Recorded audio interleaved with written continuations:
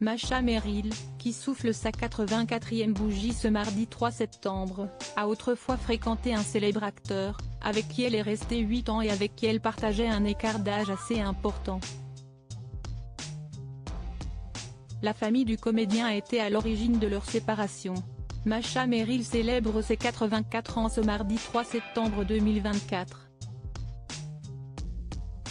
L'occasion de s'intéresser à l'actrice, notamment à sa vie sentimentale. Et plus précisément à son idylle avec l'acteur Stéphane Fraisse, connu du grand public pour ses rôles dans les films Chouan, 5x2, Sans toi ni loi, Monsieur N. Le grand rôle, Camus ou encore Bienvenue chez les Ch'tis.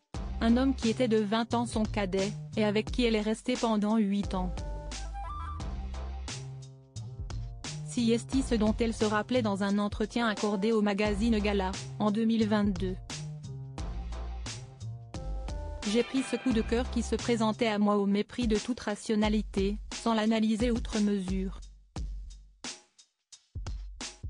J'avais appris à ne pas craindre le lendemain ou son absence. De façon générale, en amour, il faut se libérer de la peur, avait-elle ajouté. À l'époque, elle sortait d'une déception amoureuse avec le photographe italien Luciano d'Alessandro, qui n'était que son amant puisqu'elle était mariée à un autre Italien, le réalisateur Gian Vittorio Baldi. Masha Merrill et Stéphane Fraisse, un amour impossible?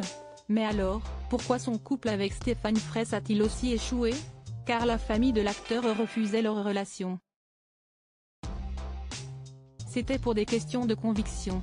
Il était juif et sa mère était une juive observante, donc c'était compliqué qu'il épouse et vive avec une non-juive, avait expliqué Masha Merrill dans les colonnes de Paris Match.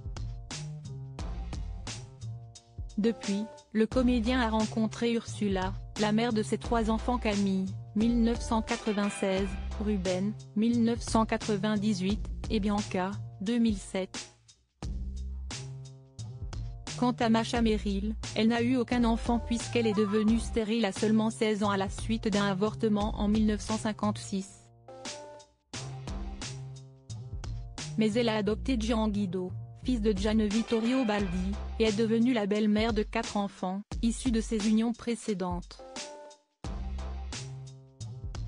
Et elle a bien entendu épousé le compositeur Michel Legrand, les Parapluies de Cherbourg, les Demoiselles de Rochefort, l'affaire Thomas Crown, Podane ou encore Un été 42, le 18 septembre 2014, avant que le musicien, qu'elle avait rencontré 50 ans auparavant, ne décède en janvier 2019.